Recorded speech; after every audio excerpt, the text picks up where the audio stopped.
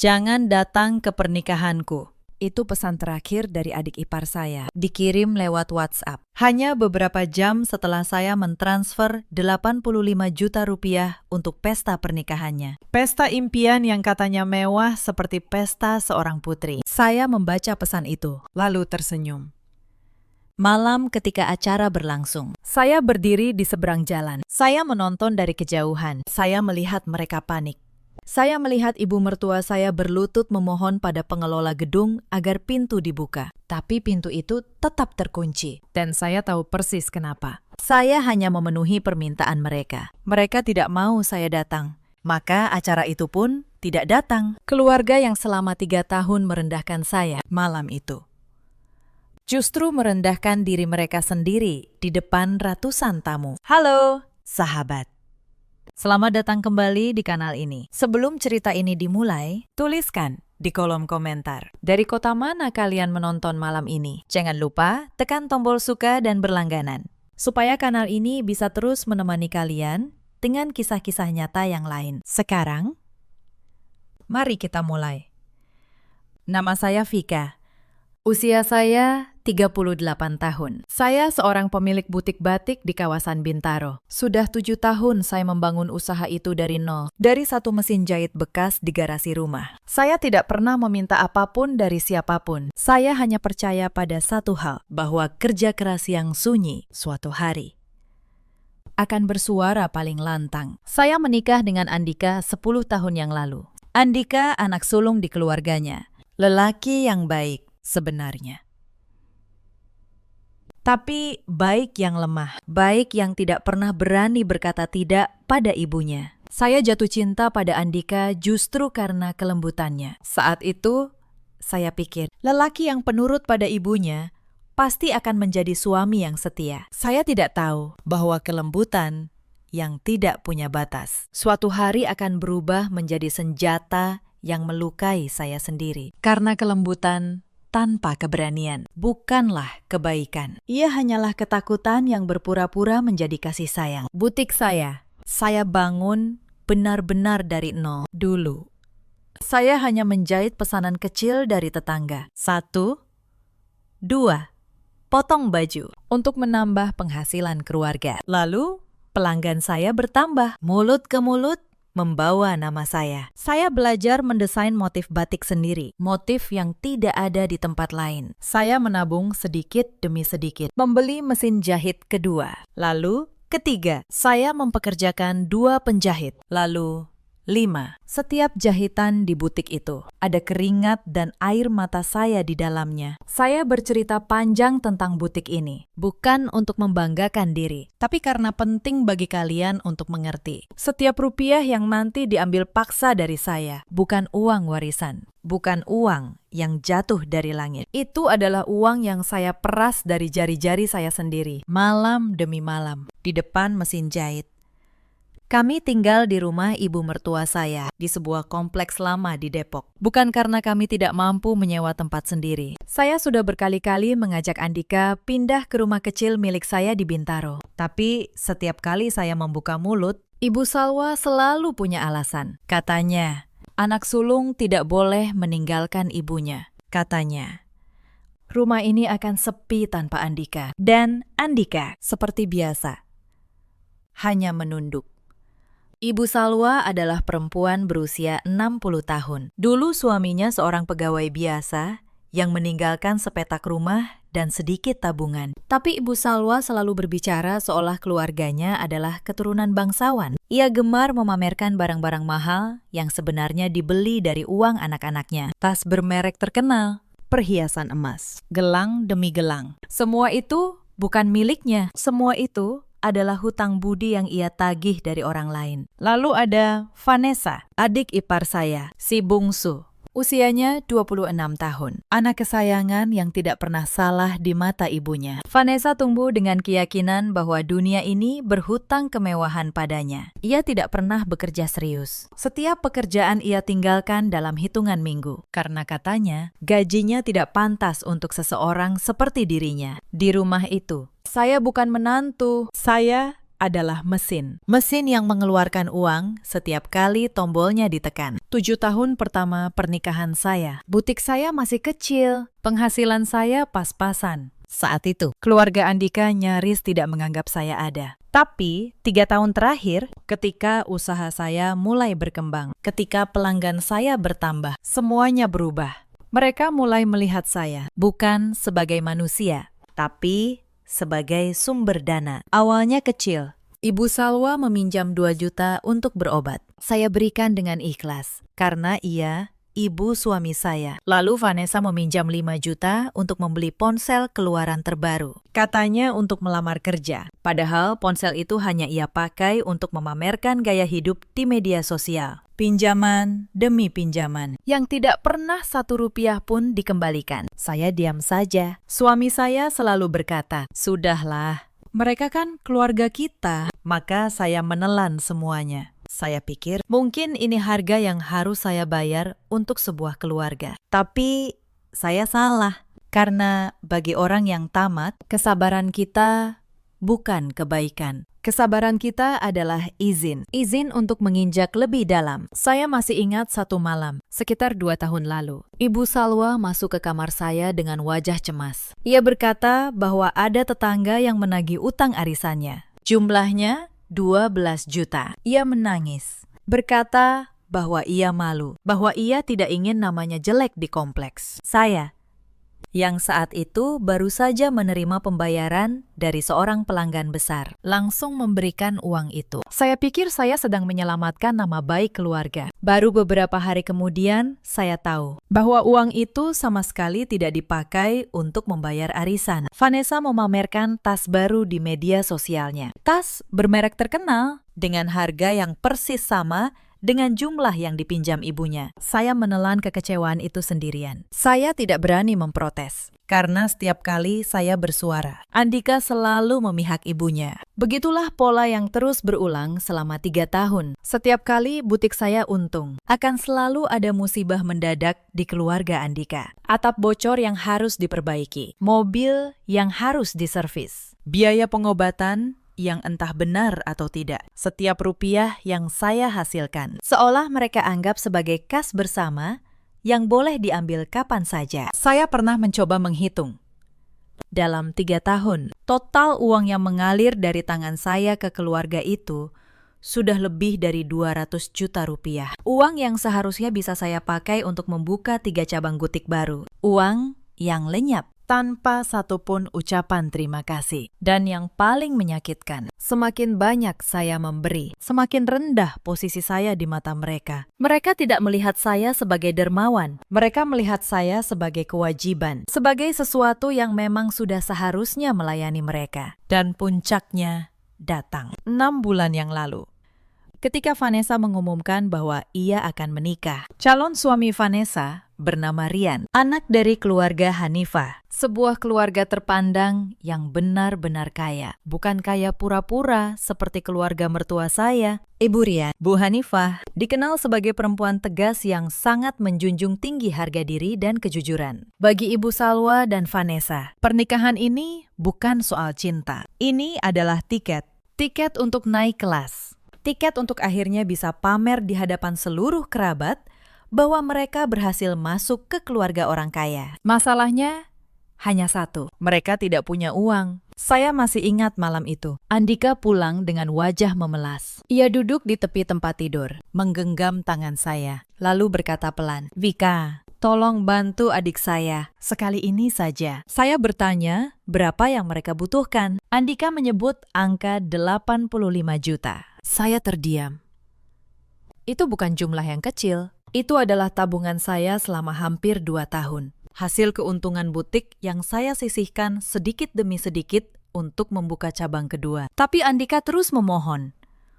Ia berkata, jika pesta Vanessa tidak megah, keluarga besar akan menertawakan mereka. Ibu akan malu. Dan jika ibu malu, hidup di rumah ini akan menjadi neraka untuk kita berdua. Saya menatap suami saya, lelaki yang seharusnya melindungi saya. Kini memohon agar saya menguras tabungan untuk pesta adiknya. Dan saya, karena lelah berdebat, karena ingin rumah ini tenang, akhirnya mengangguk. Saya tidak tahu Malam itu, bahwa keputusan saya untuk mengalah justru akan membuka pintu untuk penghinaan yang lebih besar. Keesokan paginya, saya turun ke ruang tengah. Ibu Salwa dan Vanessa sedang duduk dikelilingi tumpukan majalah pernikahan. Suara tawa mereka memenuhi ruangan. Vanessa menunjuk-nunjuk gambar gaun pengantin berekor panjang. Gaun ala putri kerajaan Eropa. Ibu Salwa mengangguk-angguk dengan mata berbinar. Mereka bahkan tidak menoleh ketika saya datang. Saya berdeham pelan. Saya memberanikan diri menyampaikan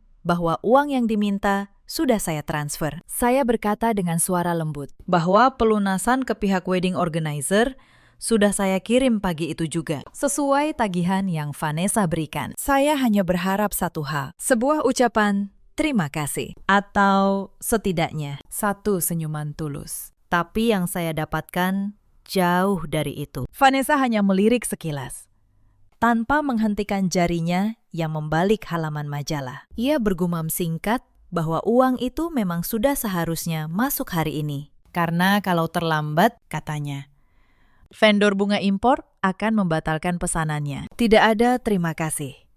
Tidak ada tatapan penghargaan. Seolah saya hanyalah sebuah mesin yang memang sudah seharusnya mengeluarkan uang. Lalu Ibu Salwa menimpali dengan nada dingin. Ia berkata bahwa 85 juta itu sebenarnya masih kurang. Ia mengeluh.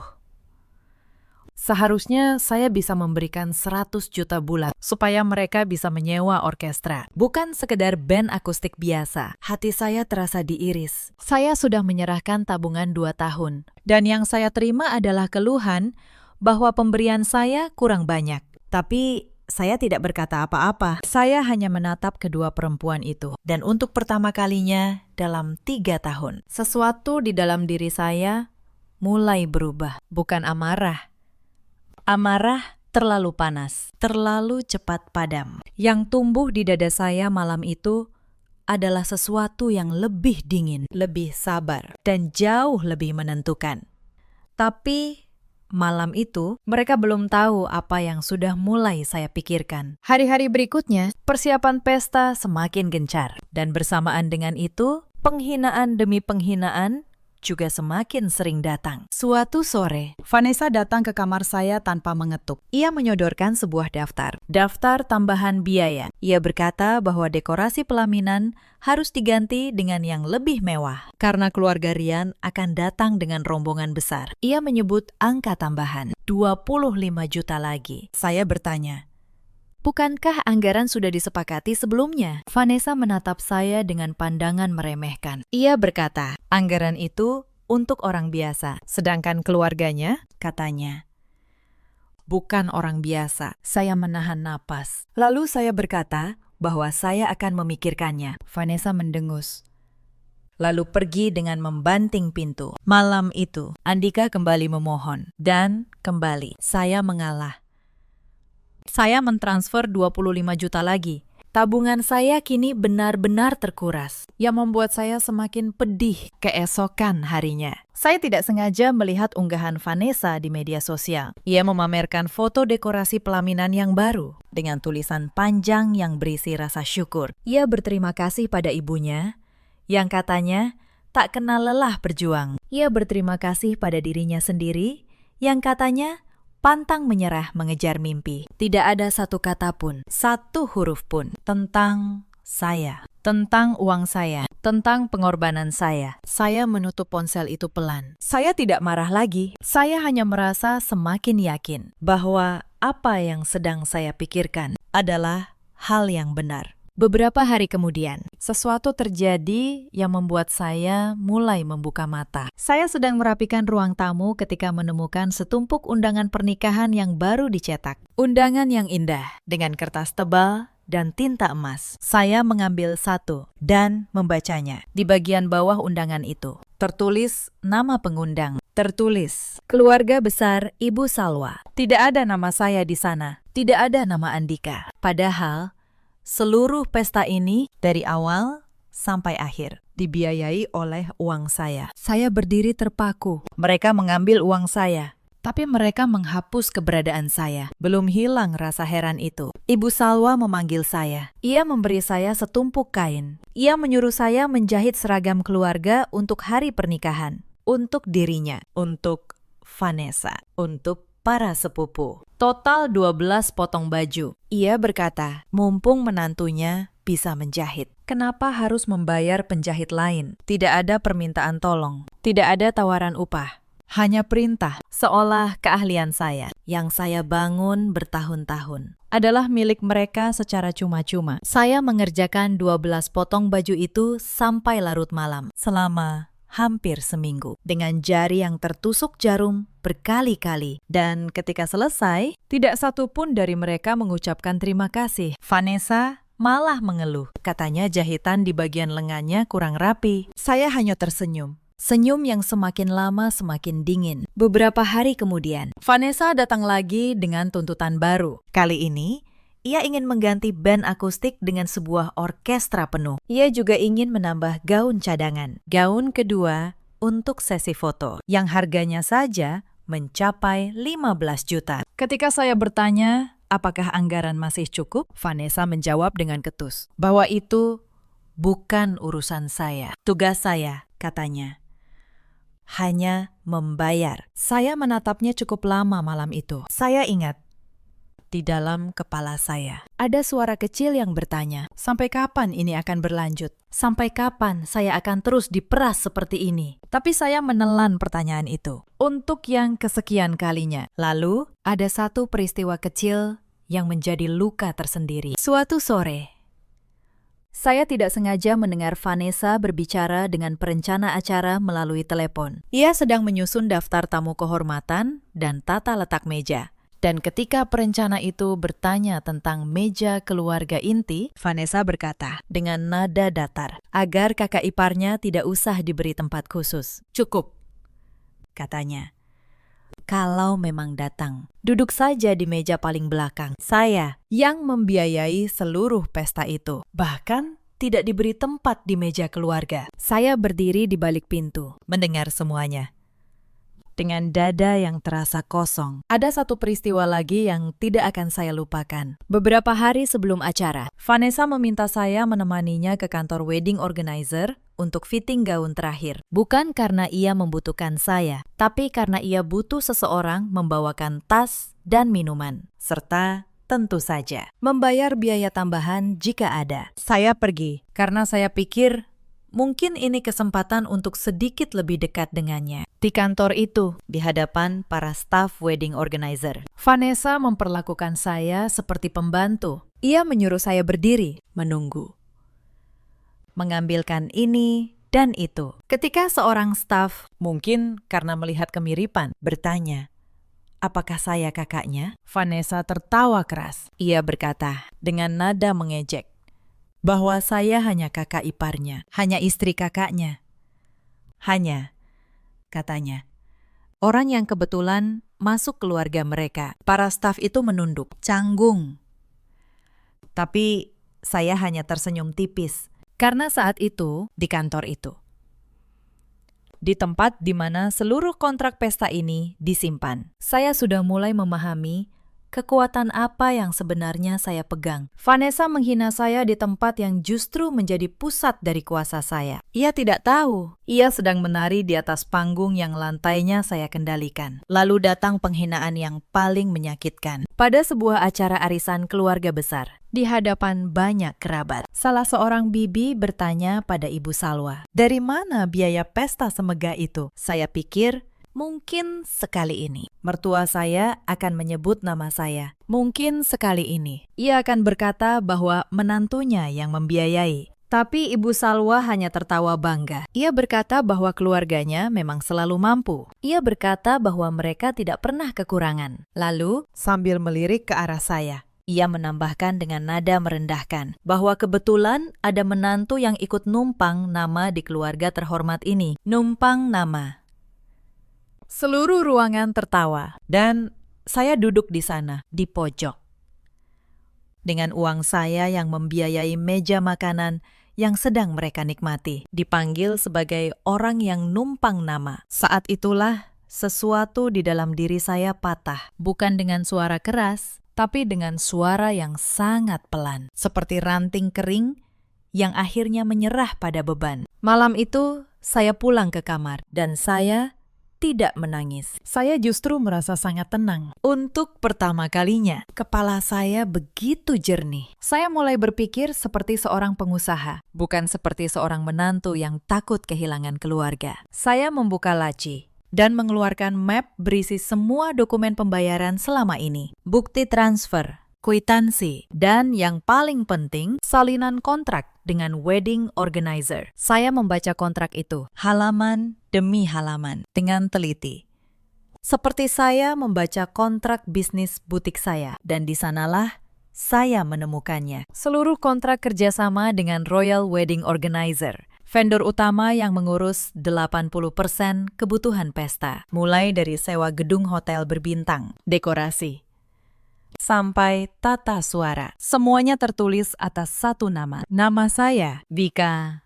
Karena dulu, saat menandatangani kontrak, Vanessa terlalu malas mengurus administrasi. Ibu Salwa tidak punya rekening dengan saldo cukup. Maka merekalah yang menyuruh saya menandatangani semuanya. Mereka menyuruh saya menjadi penanggung jawab kontrak, supaya jika ada masalah, sayalah yang berurusan dengan vendor. Mereka pikir mereka sedang membebani saya. Mereka tidak sadar. Mereka justru sedang menyerahkan kuncinya pada saya. Di mata hukum, pemilik kontrak ini, pihak yang menandatangani di atas materai, dan pihak yang melakukan seluruh pembayaran. Hanya satu orang.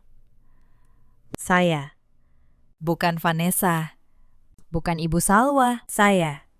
Saya menutup map itu. Dan untuk pertama kalinya dalam 3 tahun, saya tersenyum dengan sungguh-sungguh. Tapi saya belum melakukan apa-apa. Saya menunggu.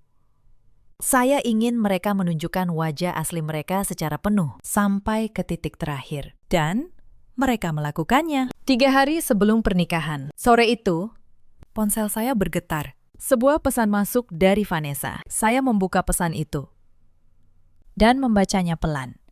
Isinya begini. Vanessa menulis bahwa ia ingin bicara jujur. Ia berkata bahwa keluarga Rian adalah keluarga terhormat, dan ia tidak mau ada hal yang memalukan di hari pernikahannya. Lalu ia menulis kalimat yang tidak akan pernah saya lupakan seumur hidup. Ia menulis, "Jangan datang ke pernikahanku." Vanessa menjelaskan, dengan kata-kata yang berusaha terdengar sopan, tapi penuh racun, bahwa kehadiran saya akan membuat keluarga Rian bertanya-tanya, karena penampilan saya, katanya, terlalu sederhana. Karena saya hanya seorang penjahit. Karena, menurut Vanessa, saya tidak pantas duduk di antara para tamu terhormat. Ia berkata, cukup kirimkan uangnya. Lalu, tetaplah di rumah. Saya membaca pesan itu sekali.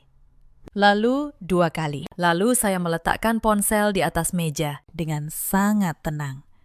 Mereka mengambil 85 juta dari saya. Lalu 25 juta lagi. Mereka memakai keahlian saya tanpa upah. Mereka menghapus nama saya dari undangan. Mereka memanggil saya numpang nama di depan kerabat. Dan sekarang, mereka melarang saya datang ke pesta yang seluruhnya saya biayai. Tahu apa yang saya rasakan saat itu? Bukan sakit hati, bukan amarah.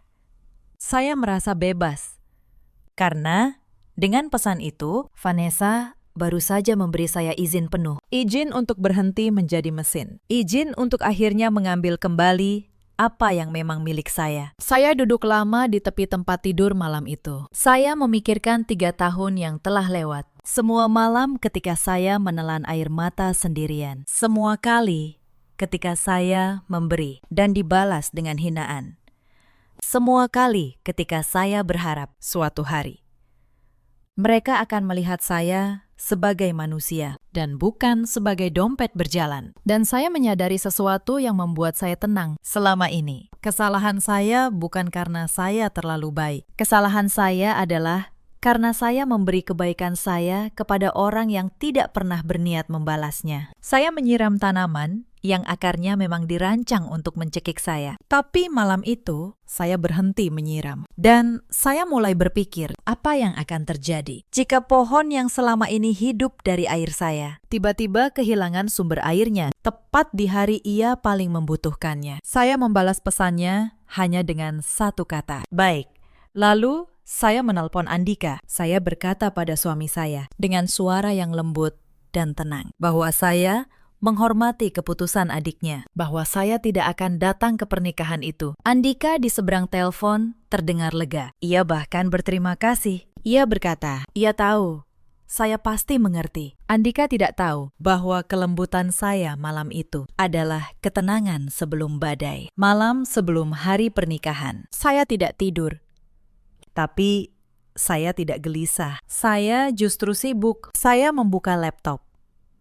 Dan saya mempelajari kembali setiap pasal di dalam kontrak, setiap klausul tentang pembatalan, setiap ketentuan tentang siapa yang berhak mengambil keputusan. Saya juga menelpon seorang kenalan lama, Pak Tono, seorang akuntan yang sering membantu mengurus pembukuan butik saya. Saya membacakan beberapa pasal kontrak itu padanya. Saya bertanya, apakah benar posisi saya sekuat yang saya kira? Pak Tono mendengarkan dengan saksama, lalu menjawab dengan tenang. Ia berkata, secara hukum, posisi saya tidak terbantahkan selama nama saya yang tertera sebagai penanggung jawab. Dan selama seluruh pembayaran berasal dari rekening saya, maka hanya saya yang berhak membatalkan. Tidak ada seorang pun, bahkan mempelai sekalipun, yang bisa memaksa saya. Saya berterima kasih pada Pak Tono, lalu menutup telepon. Hati saya semakin mantap. Semuanya jelas. Semuanya menguatkan posisi saya. Saya menatap layar laptop itu lama sekali. Selama ini, mereka mengira mereka sedang membebani saya dengan urusan administrasi yang merepotkan. Mereka menyuruh saya menandatangani, mengurus,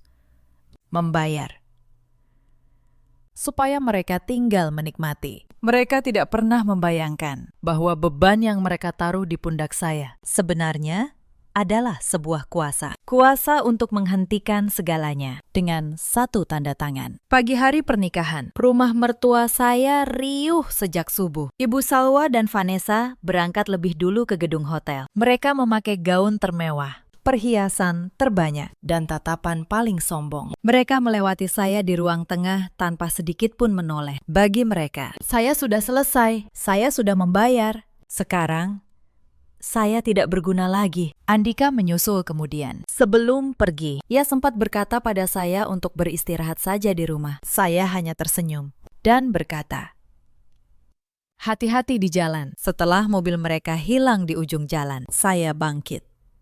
Saya berganti pakaian.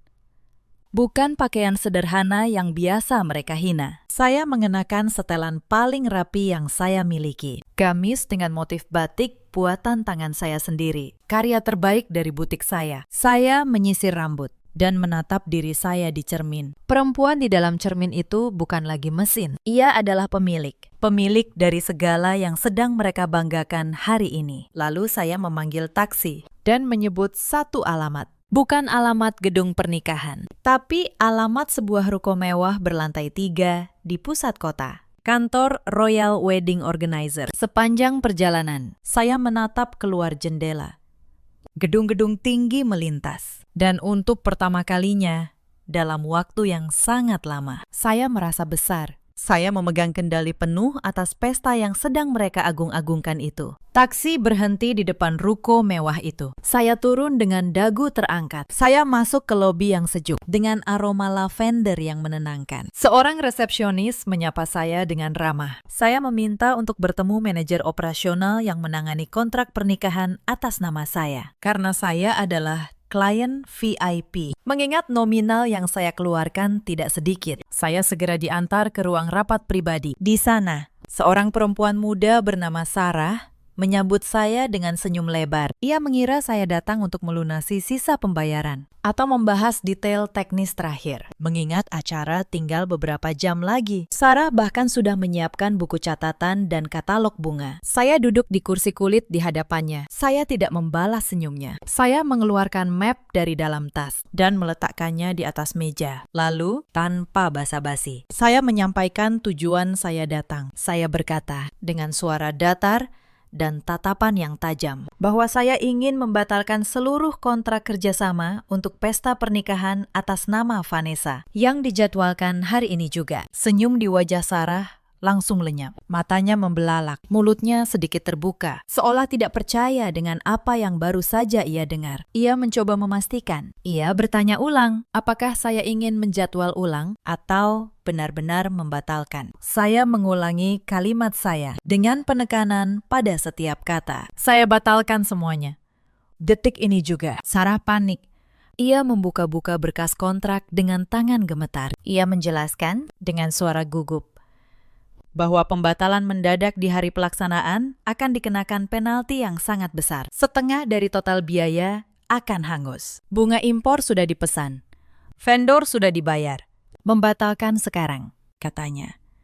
Sama saja dengan membakar uang puluhan juta begitu saja. Sarah mencoba membujuk. Ia mengira ini hanya pertengkaran keluarga kecil yang bisa diselesaikan. Tapi saya sama sekali tidak goyah. Bagi saya saat itu, harga diri saya jauh lebih mahal daripada uang yang hangus. Saya menatap Sarah dan berkata bahwa saya tidak peduli dengan potongan setengah biaya itu. Saya rela kehilangan uang itu, asalkan acara tersebut batal total. Lalu, saya membuka map. Saya menunjukkan surat perjanjian dengan tanda tangan saya di atas materai. Saya mengingatkan Sarah bahwa dalam kontrak ini segala keputusan, perubahan, dan pembatalan ada di tangan pihak yang menandatangani dan yang melakukan seluruh pembayaran, yaitu saya, bukan Vanessa, bukan Ibu Salwa. Sarah membaca dokumen itu, lalu wajahnya pucat.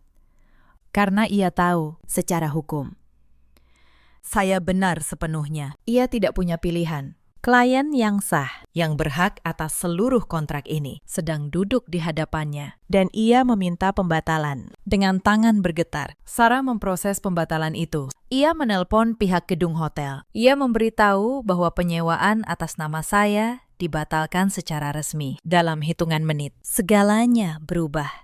Gedung yang sudah didekorasi megah mendadak menjadi properti yang tidak lagi disewa siapapun. Saya menandatangani surat pembatalan terakhir. Lalu, saya berdiri dan berkata terima kasih pada Sarah. Saya keluar dari kantor itu dengan langkah ringan. Di luar, langit cerah. Saya memanggil taksi lagi dan menyebut alamat gedung hotel tempat pesta seharusnya berlangsung. Saya ingin menonton. Saya ingin melihat dengan mata kepala saya sendiri bagaimana istana pasir yang mereka bangun di atas uang saya runtuh. Ketika taksi saya tiba dari kejauhan, saya sudah bisa melihat kekacauan itu. Ratusan tamu berkerumun di depan gedung yang pintunya terkunci rapat. Tamu-tamu yang berdandan mewah, kepanasan di bawah matahari. Saling bertanya ada apa. Petugas hotel berdiri di depan pintu, menjelaskan dengan sopan namun tegas bahwa acara ini telah dibatalkan oleh pihak penyewa dan gedung tidak bisa dibuka. Saya meminta taksi berhenti di seberang jalan. Saya tidak turun. Saya hanya menurunkan kaca jendela sedikit dan menonton. Saya melihat Vanessa. Gaun pengantin putih mewahnya yang berekor panjang itu kini kotor oleh debu. Maskaranya luntur karena air mata dan keringat. Ia berlari ke sana kemari, berteriak histeris, mencari seseorang untuk disalahkan. Putri yang tadi pagi begitu angkuh, kini berantakan di pinggir jalan seperti boneka yang terbuang. Lalu saya melihat Ibu Salwa, perempuan yang selalu memamerkan kemewahan palsunya. Kini ia berlutut. Ia berlutut di depan pengelola gedung, memohon agar pintu dibuka. Ia berkata akan membayar berapapun, padahal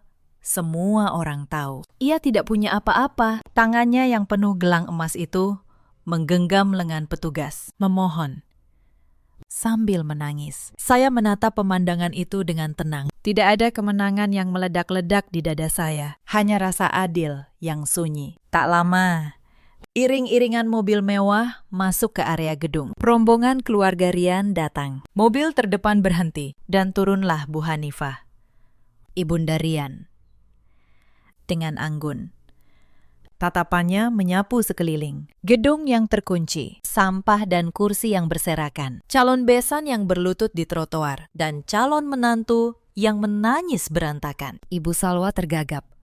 Ia mencoba mengarang cerita bahwa ini kesalahan teknis pihak gedung, bahwa terjadi kesalahan pemesanan ganda. Ia berusaha memposisikan dirinya sebagai korban. Tapi saat itu, Sarah, manajer wedding organizer yang ternyata juga hadir untuk mengurus pembatalan di lokasi, mendengar kebohongan itu. Dan ia tidak terima disalahkan. Sarah berkata dengan jelas, di hadapan semua orang, bahwa tidak ada kesalahan teknis apapun. Ia berkata bahwa acara ini dibatalkan secara resmi oleh pihak penyewa, oleh pemilik kontrak yang sah, yaitu Ibu Vika. Nama saya menggema di udara. Dan di dalam salah satu mobil, saya melihat Andika tersentak hebat. Ia menoleh ke arah kerumunan dengan wajah pucat. Ia akhirnya menyadari semua kepingan yang hilang. Kenapa saya begitu tenang malam itu? Kenapa saya tidak marah ketika dilarang datang? Kenapa saya bahkan mengucapkan terima kasih? Andika turun dari mobil dan matanya mencari-cari. Lalu ia melihat taksi saya di seberang jalan. Ia berlari menyeberang,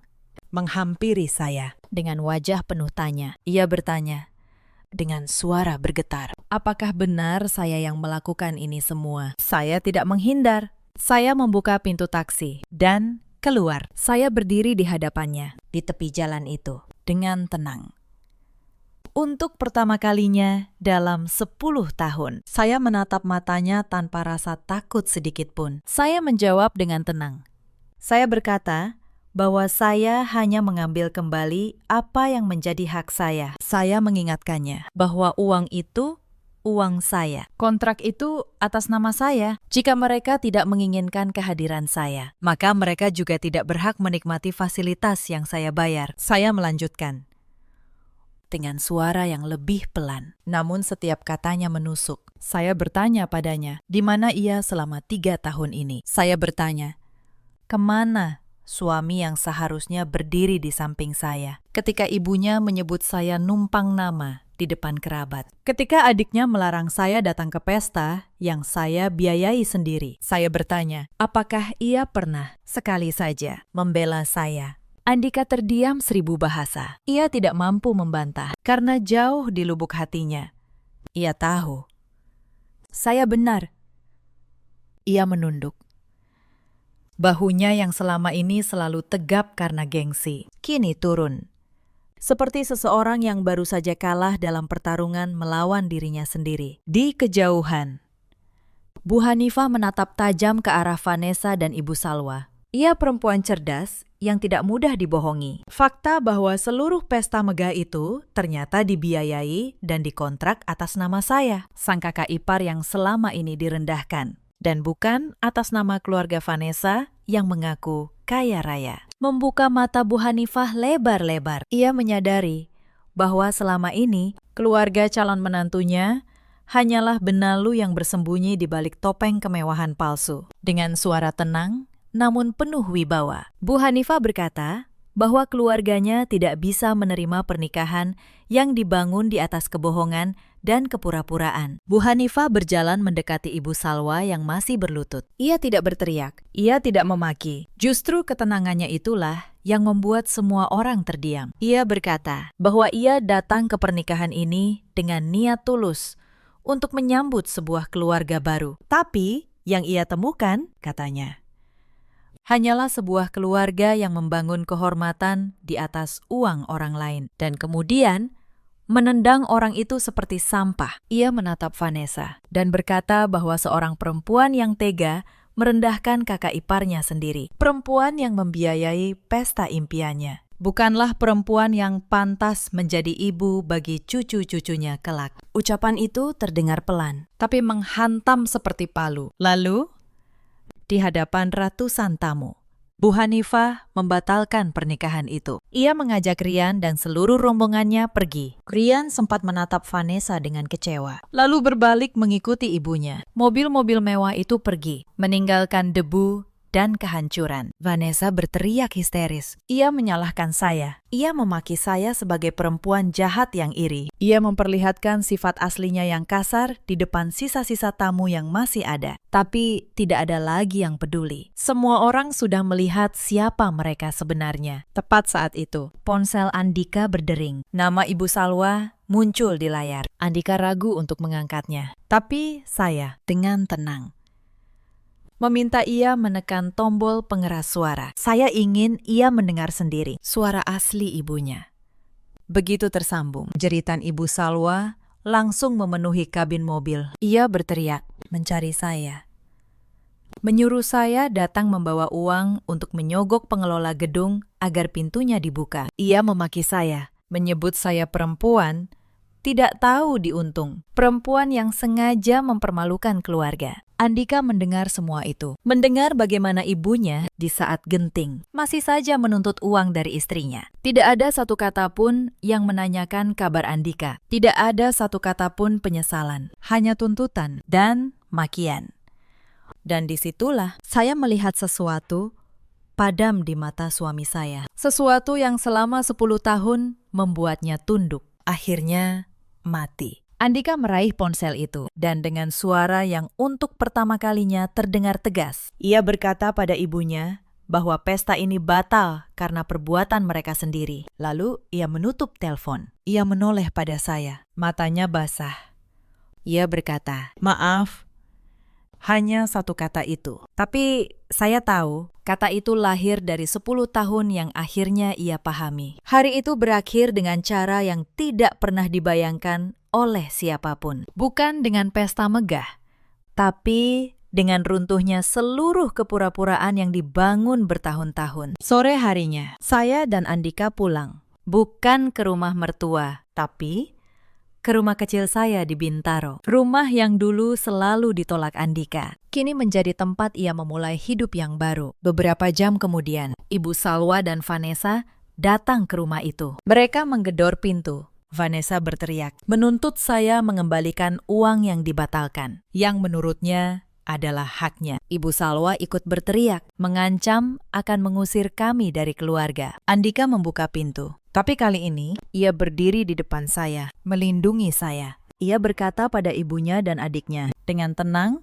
namun tegas, bahwa uang itu tidak pernah menjadi hak mereka, bahwa selama ini mereka hidup dari keringat istrinya, dan bahwa mulai hari ini semua itu berakhir. Vanessa menyodorkan ponselnya, memperlihatkan tangkapan layar bukti transfer, menuntut uang itu kembali. Tapi tangkapan layar itu tidak bisa dipakai untuk membayar apapun. Andika menutup pintu, pelan namun pasti. Lalu terdengar suara kunci diputar, mengunci pintu, mengunci masa lalu. Di dalam, Andika bersandar di pintu itu dan menarik napas panjang. Ia menoleh pada saya dan berkata bahwa ia baru menyadari. Selama ini ia bukan sedang menjaga keluarganya. Ia sedang menjaga rantai yang membelenggu kami berdua. Malam itu, untuk pertama kalinya dalam 10 tahun pernikahan, saya merasa benar-benar memiliki seorang suami. Bukan seorang anak laki-laki yang masih takut pada ibunya. Ibu Salwa dan Vanessa berdiri di trotoar, di bawah langit yang mulai menurunkan hujan.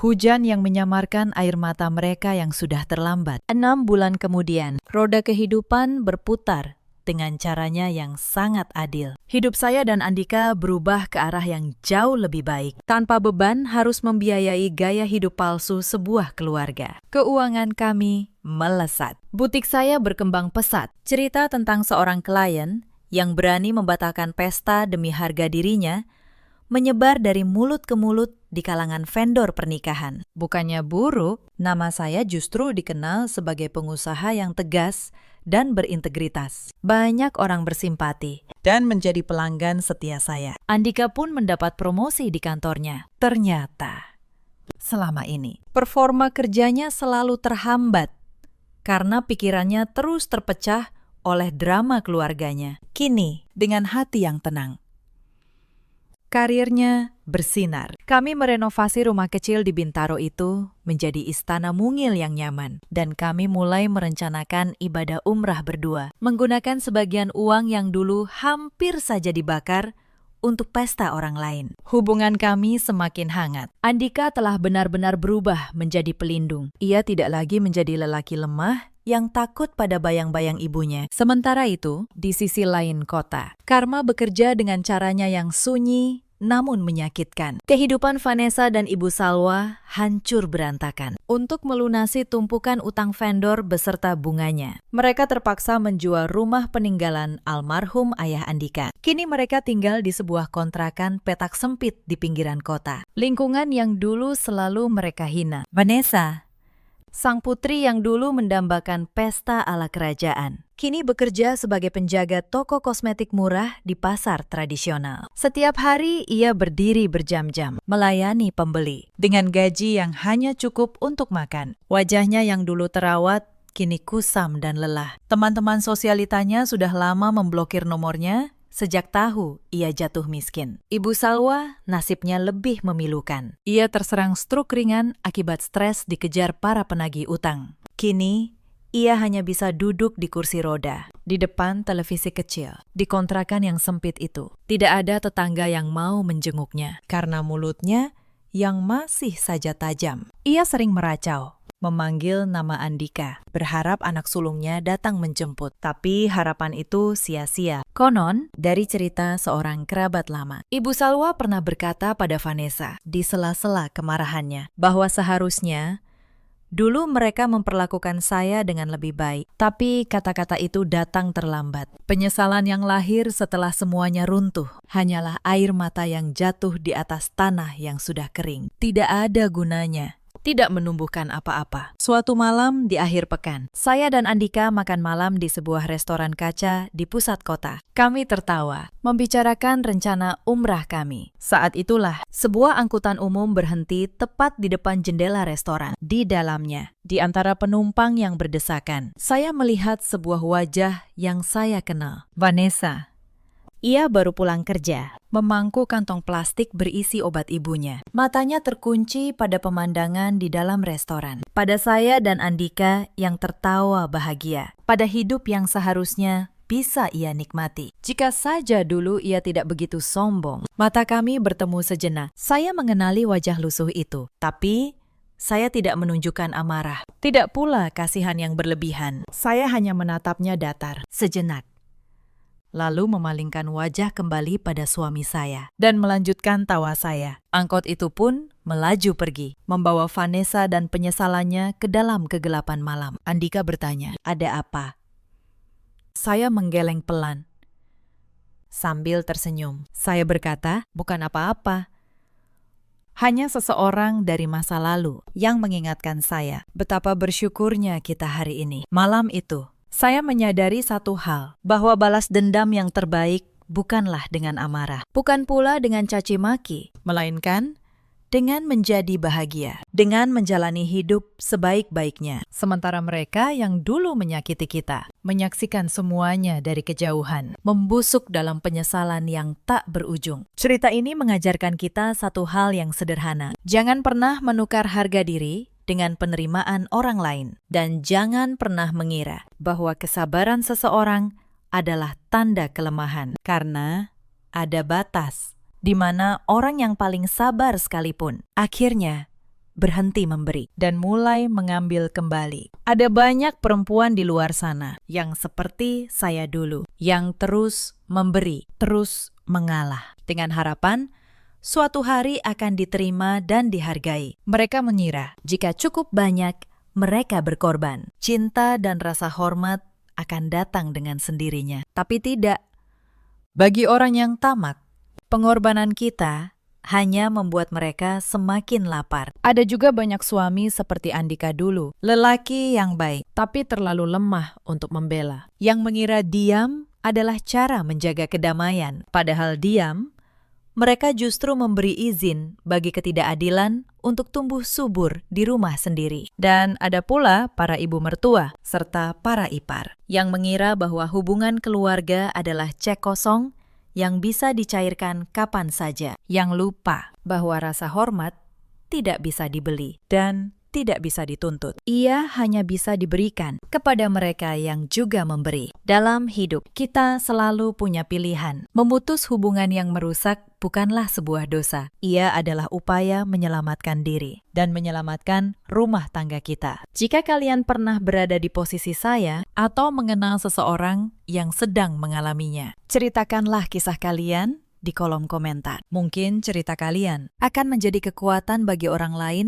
yang sedang berjuang dalam diam. Terima kasih sudah menemani saya sampai akhir. Sampai jumpa di cerita berikutnya. 3 hari setelah suami saya dimakamkan, ibu mertua menyodorkan surat di atas meja makan. Tanda tangani ini. Maya, rumah dan tanah itu hak keluarga Reza, bukan hakmu. Saya menatap kertas itu. Lalu saya tersenyum tipis. Mereka tidak tahu, sayalah notaris yang menyimpan wasiat asli suami saya. Halo, sahabat.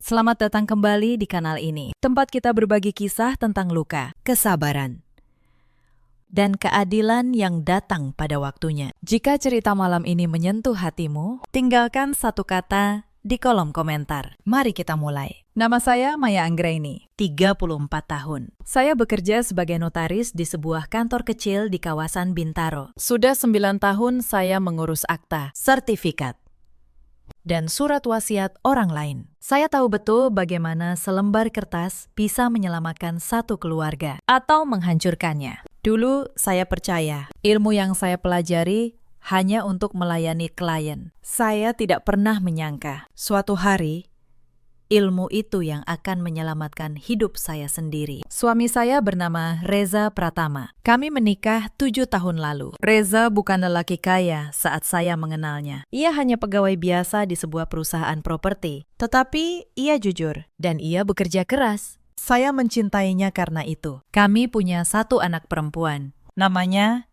Kayla. Usianya baru 4 tahun. Matanya persis mata ayahnya. Rumah kami sederhana, 2 lantai di pinggir Bintaro. Tetapi rumah itu kami bangun dari nol. Saya ingat betul, uang muka rumah itu separuhnya dari tabungan saya sendiri. Sisanya, cicilan yang kami bayar bersama selama 5 tahun. Reza pernah berkata, Maya, rumah ini saksi perjuangan kita. Jangan pernah lepaskan. Saat itu, saya hanya tertawa. Saya tidak tahu kalimat itu akan menjadi pesan terakhir yang paling penting. Keluarga Reza tinggal di sebuah rumah lama di daerah Cinere. Ibu mertua saya, Bu Sutina, 61 tahun. Seorang perempuan dengan suara lembut di depan tamu dan suara tajam di belakang pintu. Sejak awal, Bu Sutina tidak pernah benar-benar menerima saya. Bukan karena saya kurang sopan, tetapi karena saya bukan menantu yang ia pilih. Ia dulu menginginkan Reza menikah dengan anak rekan bisnisnya. Saya datang dan menggagalkan rencana itu. Adik ipar saya, Ulan,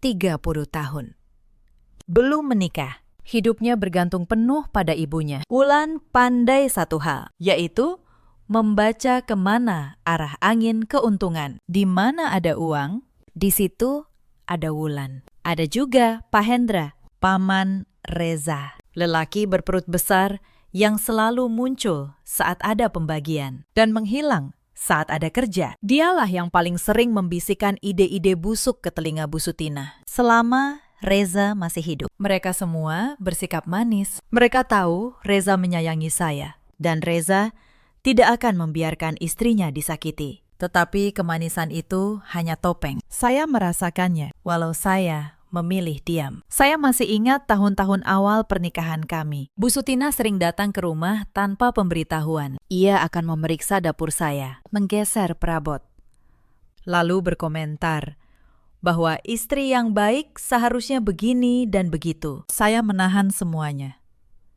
Saya pikir ini hanya cara seorang ibu menunjukkan perhatian. Tetapi perhatian itu selalu berujung pada uang. Ketika Reza naik gaji, Bu Sutina meminta kami menanggung biaya renovasi rumahnya di Cinere. Ketika kami mencicil rumah Bintaro, ia meminta kami juga membiayai gaya hidup Ulan. Setiap kali kami menolak dengan halus, ia akan merajuk dan menuduh saya menjauhkan Reza dari keluarganya. Reza sebenarnya tahu. Ia pernah berkata pada saya, Maya, maaf ya, Ibu memang seperti itu. Tapi aku janji, aku tidak akan biarkan kamu jadi sapi perah keluargaku. Saya percaya padanya, dan ia menepati janji itu selama ia hidup. Pernah suatu kali, saat Lebaran, Bu Sutina di depan seluruh keluarga berkata bahwa rumah Bintaro sebenarnya dibeli dari uang warisan ayah Reza. Itu bohong. Tidak sepeser pun uang keluarga Pratama masuk ke rumah itu. Rumah itu kami bangun dari keringat kami sendiri. Tetapi saya diam saja demi menjaga perasaan Reza di depan kerabatnya. Reza yang malam itu menggenggam tangan saya dan berbisik, "Maaf, Maya. Suatu hari aku akan luruskan semuanya." Saya tidak tahu. Suatu hari itu baru tiba setelah ia tiada. Dan sayalah yang harus meluruskannya sendiri. Itulah sebabnya, ketika Reza mengajak saya menyusun wasiat secara diam-diam, saya tidak menolak. Jauh di lubuk hati, saya juga merasakan firasat yang sama bahwa keluarga ini suatu hari akan menunjukkan wajah aslinya. Reza tahu ibunya tidak adil. Suatu malam, 2 tahun sebelum ia pergi, ia duduk di samping saya. Wajahnya serius. "Maya, kamu notaris. Kamu lebih paham hukum daripada aku. Aku ingin semua harta kita jelas hitam di atas putih, supaya kalau terjadi apa-apa, kamu dan Kayla tidak ditelantarkan." Saya menatapnya. Saya bertanya, "Memang akan terjadi apa, Mas?" Reza hanya tersenyum. "Tidak ada. Tapi orang yang berhati-hati selalu tidur lebih nyenyak." Malam itu kami menyusun semuanya. Diam-diam, tanpa sepengetahuan keluarganya, Reza membuat surat wasiat resmi, bukan wasiat sembarangan. Sebuah wasiat holografis yang ia tulis dengan tangannya sendiri. Lalu kami sahkan di hadapan 2 orang saksi. Isinya jelas, seluruh rumah Bintaro, tanah di Serpong, dan tabungan bersama jatuh kepada saya dan Kayla, bukan kepada ibunya, bukan kepada Wulan. Saya menyimpan dokumen itu di tempat yang hanya saya tahu. Reza juga menyimpan satu salinan di brankas kantornya. Kami berdua sepakat, tidak ada seorang pun dari keluarga yang boleh tahu sebelum waktunya. Saya ingat, sebelum menutup map itu, Reza menggenggam tangan saya. Katanya pelan, "Kalau aku tidak ada, jangan langsung melawan. Diamlah dulu, biar mereka membuka topengnya sendiri." Saya tidak mengerti maksudnya saat itu. Saya pikir ia hanya berlebihan. Ternyata ia jauh lebih mengenal keluarganya daripada saya. Hidup berjalan normal selama 2 tahun. Kayla tumbuh sehat. Reza naik jabatan. Kami mulai berani bermimpi sedikit lebih besar. Saya ingat malam-malam sederhana kami. Reza pulang kerja. Lalu kami makan bersama di meja kecil. Menu favoritnya, ikan goreng dengan sambal terasi dan sayur asam. Ia selalu berkata, "Masakan saya lebih enak daripada restoran manapun." Lalu kami menonton Kayla bermain sampai mengantuk. Itu kebahagiaan yang sederhana, tetapi nyata. Suatu malam, Reza memandangi rumah kami yang baru selesai dicicil. Ia berkata, "Maya, lihat. Setiap batu bata di rumah ini ada cerita kita. 5 tahun kita berjuang. Tidak ada yang boleh mengambilnya dari kita." Saya tertawa, mengira ia hanya melankolis. Saya tidak tahu. Kalimat itu kelak menjadi alasan saya bertahan. Kami juga sempat membicarakan masa depan Kayla. Reza ingin menyekolahkannya tinggi. Ia menabung diam-diam untuk itu. Setiap rencana yang ia susun selalu menempatkan saya dan Kayla di pusatnya. Ia lelaki yang tidak banyak bicara tentang cinta, tetapi membuktikannya lewat setiap perbuatan. Lalu, di sebuah pagi bulan Maret, semuanya runtuh. Reza berangkat kerja seperti biasa. Ia mencium kening Kayla. Ia melambai pada saya dari pagar. Itu terakhir kalinya saya melihatnya hidup. Sebuah truk menerobos lampu merah di persimpangan Pondok Indah. Mobil Reza ringsek. Ia meninggal di tempat. Dalam satu kedipan mata, dunia saya gelap. Saya tidak ingat banyak tentang hari pemakaman. Saya hanya ingat Kayla menarik ujung baju saya dan bertanya, "Ayah, kapan pulang?" "Bunda." Dan saya tidak punya jawaban. Di tengah air mata itu, saya tidak sadar ada mata lain yang sedang menghitung. Bukan menghitung kehilangan, tetapi menghitung harta. 3 hari setelah pemakaman, Rumah saya masih dipenuhi bau bunga melati yang mulai layu. Saya sedang menyuapi Kayla saat bel berbunyi. Bu Sutinah datang. Bukan sendiri, Wulan dan Pak Hendra mengikuti di belakangnya. Mereka masuk tanpa menunggu dipersilahkan. Bu Sutinah duduk di kursi yang biasa diduduki Reza. Ia meletakkan sebuah map coklat di atas meja. Wajahnya datar. Seolah ia datang ke kantor, bukan ke rumah duka anaknya. Maya, katanya, kita harus bicara soal harta Reza. Saya meletakkan sendok. Saya menjawab pelan. Ibu, Reza baru 3 hari pergi. Justru karena itu, sahut Pak Hendra cepat, supaya tidak ada salah paham di kemudian hari. Harta ini milik keluarga Pratama. Kamu hanya menantu.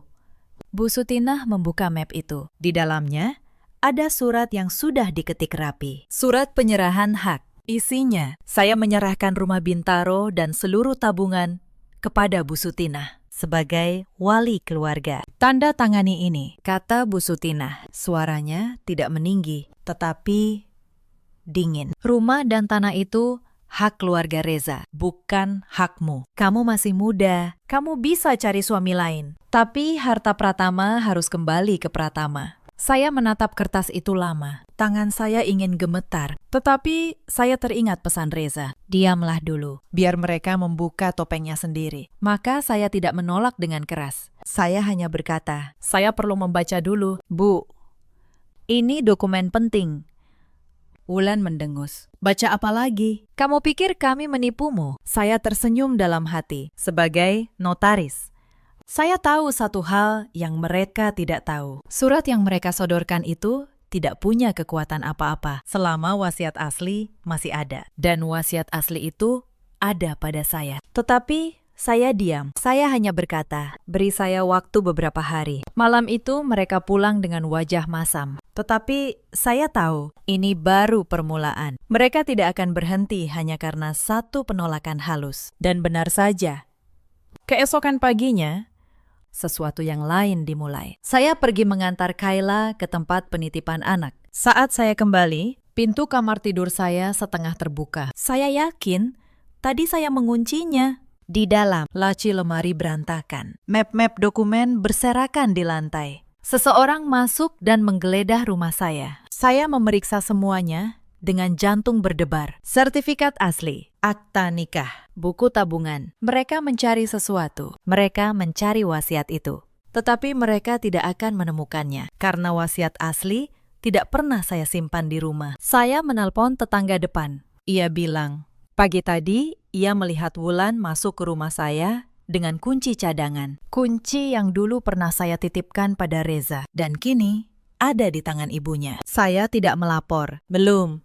Saya hanya mengganti semua kunci rumah hari itu juga. Dan saya mulai mencatat setiap kejadian, setiap tanggal, setiap kata. Sebagai notaris, saya tahu bahwa bukti yang dicatat rapi lebih kuat daripada amarah yang diteriakan. 3 hari kemudian, Pak Hendra datang lagi. Kali ini ia membawa sesuatu yang membuat dada saya panas. Ia meletakkan selembar surat kuasa di meja. Surat kuasa yang katanya ditandatangani Reza sebelum meninggal. Isinya, Reza memberi kuasa penuh kepada ibunya untuk mengurus seluruh hartanya. Saya mengambil surat itu. Saya membacanya pelan. Tanda tangan di bawahnya memang mirip tanda tangan Reza. Sangat mirip, tetapi saya hafal goresan suami saya.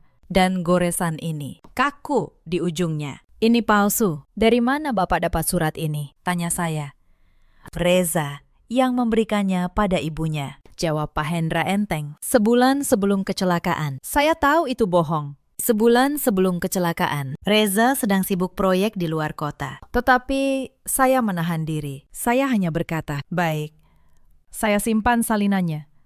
Pak Hendra tersenyum penuh kemenangan, mengira saya menyerah. Ia tidak tahu salinan itu justru menjadi bukti pertama yang saya butuhkan. Bukti bahwa mereka berani memalsukan dokumen. Tetapi malam itu, saya belum tahu seberapa jauh mereka berani melangkah. Seminggu kemudian, tabungan bersama saya dan Reza tiba-tiba terkunci. Saya tidak bisa menarik uang sepeser pun. Saat saya ke bank, petugas berkata ada permohonan pemblokiran dari pihak keluarga dengan alasan sengketa waris. Saya berdiri di depan loket itu, menggendong Kayla yang menangis kelaparan. Saya tidak punya uang tunai. Kartu saya tidak berfungsi. Untuk pertama kalinya sejak Reza pergi, saya merasa benar-benar tersudut. Saya mengeluarkan seluruh isi dompet. Hanya ada beberapa lembar uang kecil, cukup untuk membeli susu dan roti 2 hari. Saya menelan harga diri saya, lalu meminjam sedikit uang dari Pak Tono, hanya untuk bertahan. Lelaki tua itu memberikannya tanpa banyak bertanya, hanya menepuk bahu saya dan berkata, "Sabar, Maya. Orang yang menanam angin akan menuai badai. Bukan kamu." Malam itu, di kontrakan kecil yang baru saya sewa, saya memasak mie instan untuk makan malam. Kayla, yang biasa makan enak di rumah Bintaro, memakannya tanpa mengeluh. Ia bahkan berkata, "Enak, Bunda." Mendengar itu, air mata saya jatuh diam-diam. Anak sekecil itu sudah belajar menerima keadaan, dan saya bersumpah dalam hati, saya tidak akan membiarkan pengorbanannya sia-sia. Bu Sutinah menelponnya malam itu. Suaranya manis kembali, seperti racun yang disalut gula. "Maya, kalau kamu butuh uang, tanda tangani saja surat itu. Semua selesai. Kamu dapat jatah. Kayla dapat jatah. Untuk apa kamu keras kepala?" Saya menutup telepon tanpa menjawab. Saya tahu, jatah yang mereka maksud hanya remah-remah. Dan begitu saya tanda tangan, mereka akan punya senjata hukum untuk mengusir saya selamanya. Saya menatap Kayla yang tertidur di pangkuan. Saya berbisik, "Maafkan Bunda." "Nak, Bunda tidak akan menyerah. Ini rumah ayahmu.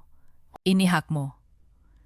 Malam itu, saya tidak tidur. Saya membuka kembali catatan-catatan Reza. Saya menyusun strategi, bukan strategi balas dendam, tetapi strategi bertahan, lalu menang dengan cara yang benar. Beberapa hari kemudian, pukulan terberat datang. Bu Sutinah dan Wulan muncul di rumah saya bersama 2 orang lelaki yang tidak saya kenal. Mereka mengaku petugas, walau saya ragu.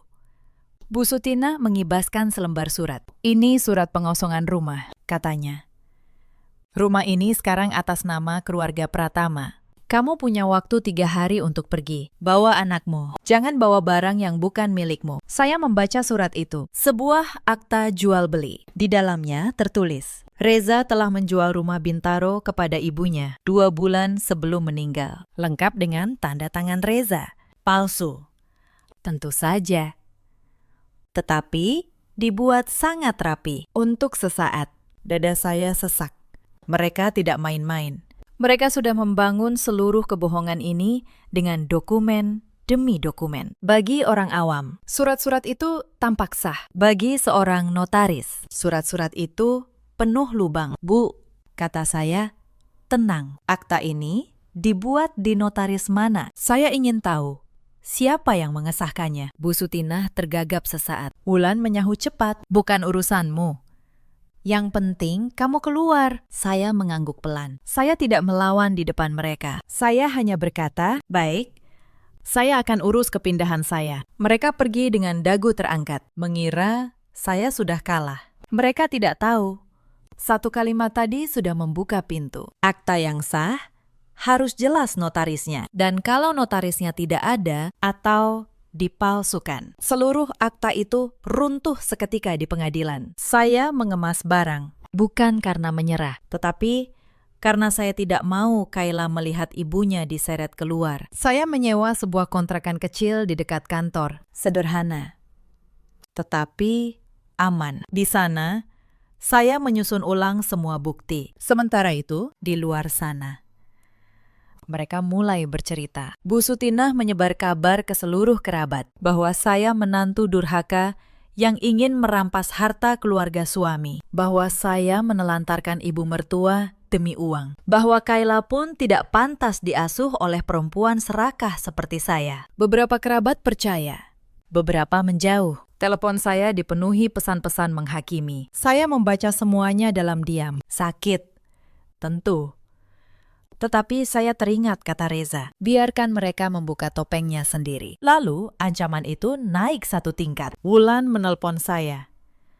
Suaranya penuh ejekan. Kalau kamu nekat melawan, kami akan ambil Kayla. Kami punya pengacara. Kamu janda, tidak punya uang. Mana mungkin menang? Hakim akan percaya keluarga Pratama. Bukan menantu miskin. Mendengar nama Kayla disebut sebagai ancaman. Sesuatu di dalam diri saya mengeras. Selama ini saya diam karena saya menghormati duka. Tetapi mereka baru saja menyentuh garis yang tidak boleh disentuh. Anak saya menutup telepon. Saya menatap langit-langit kontrakan yang kusam. Dan untuk pertama kalinya, Saya berkata pada diri sendiri, cukup. Sekarang giliran saya bicara dengan bahasa yang mereka mengerti. Bahasa hukum. tetapi saya tetap tidak terburu-buru. Saya tahu melawan terlalu cepat hanya akan membuat mereka berhati-hati. Saya butuh satu hal lagi. Saksi.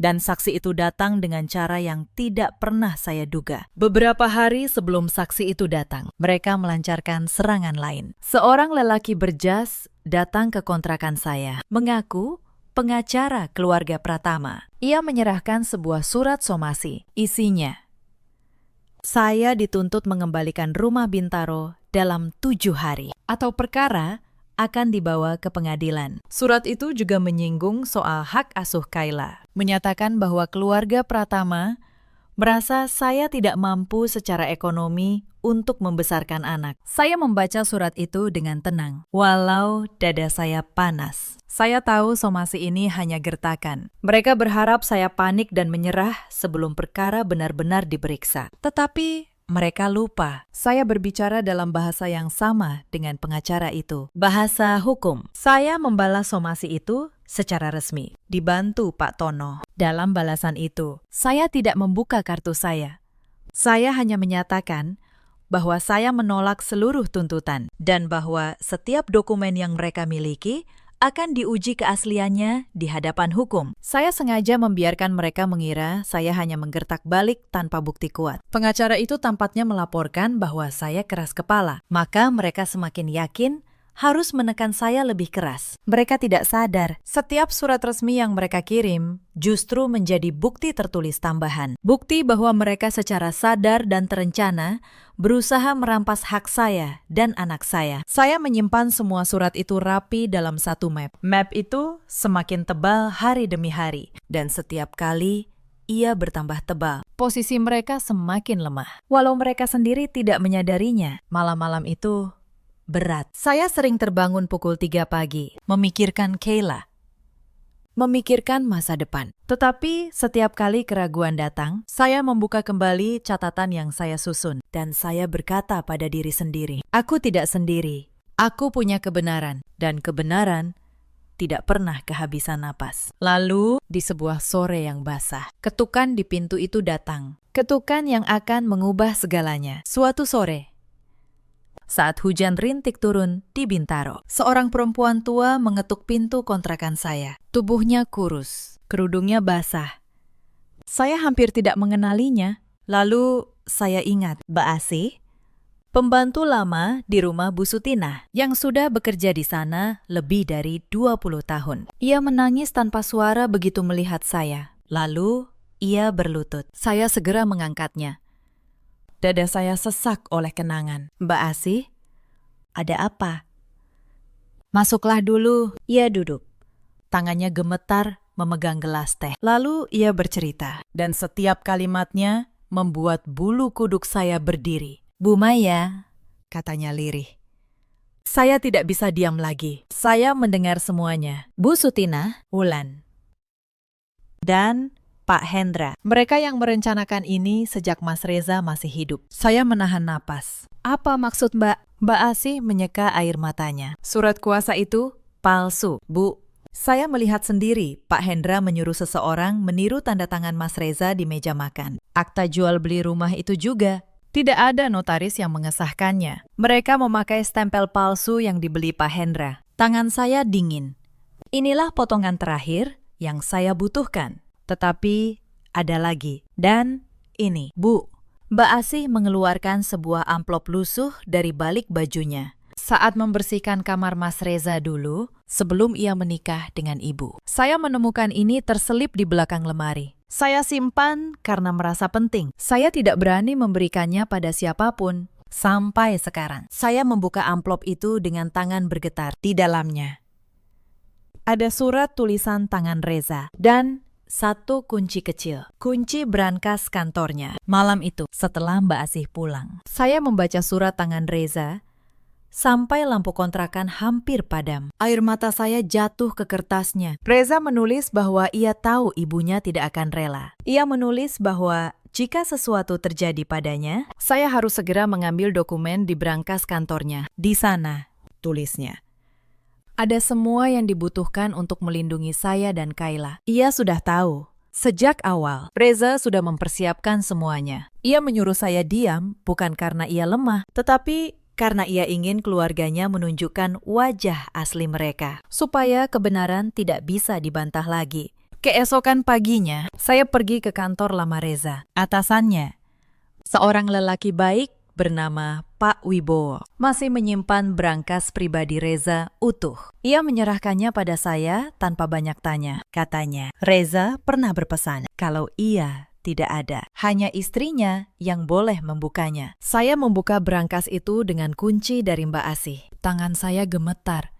Di dalamnya tersusun rapi semua yang Reza janjikan. Salinan kedua wasiat holografis, sertifikat rumah Bintaro asli atas nama saya dan Reza, akta tanah Serpong, dan satu map tebal berisi catatan keuangan, lengkap dengan tanda tangan asli Reza yang bisa dibandingkan. Saya duduk lama menatap dokumen-dokumen itu, bukan karena ragu, tetapi karena saya merasakan kehadiran Reza di setiap lembarnya. Ia melindungi kami bahkan setelah ia tiada. Saya membawa semuanya ke Pak Tono, notaris senior yang dulu membimbing saya. Lelaki tua yang sudah saya anggap seperti ayah sendiri. Ia membaca semua dokumen dengan teliti, lalu melepas kacamatanya. Maya, katanya pelan, surat-surat yang mereka pakai untuk mengusirmu, semuanya batal demi hukum. Akta jual beli tanpa notaris yang jelas, itu pidana pemalsuan. Surat kuasa dengan tanda tangan palsu,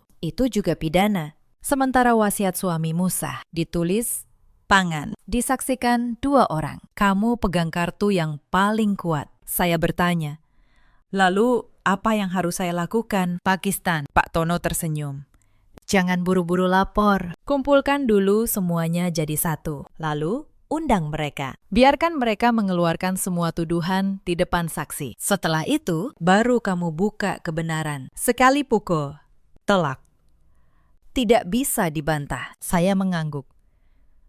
Itu persis seperti yang diinginkan Reza. Saya menghabiskan 2 minggu berikutnya menyusun semuanya. Saya membuat salinan resmi setiap dokumen. Saya meminta keterangan tertulis dari Mbak Asih, ditandatangani di hadapan Pak Tono sebagai saksi. Saya meminta laporan dari bank tentang siapa yang mengajukan pemblokiran. Saya bahkan mendapatkan rekaman percakapan ancaman Wulan, yang tanpa sadar ia ucapkan lewat telepon yang saya rekam. Setiap malam, saya menata berkas-berkas itu di lantai kontrakan. Kayla kadang duduk di samping saya, menggambar di kertas bekas. Ia bertanya, "Bunda sedang kerja apa?" Saya menjawab, "Bunda sedang menjaga rumah kita." Nah, sementara saya menyiapkan semuanya dalam diam. Di luar sana, keluarga Pratama semakin berani. Mereka sudah memasang papan di depan rumah Bintaro, bertuliskan rumah ini milik keluarga Pratama. Wulan bahkan memamerkan di media sosial bahwa ia akan segera pindah ke rumah itu.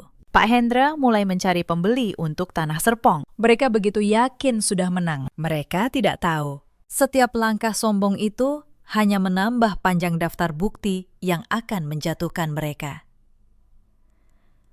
Bu Sutina menelpon saya sekali lagi untuk memastikan kekalahan saya. "Maya, kapan kamu kosongkan rumah sepenuhnya? Barang-barangmu masih ada di gudang." "Aku tidak mau repot." Saya menjawab, "Tenang, Bu.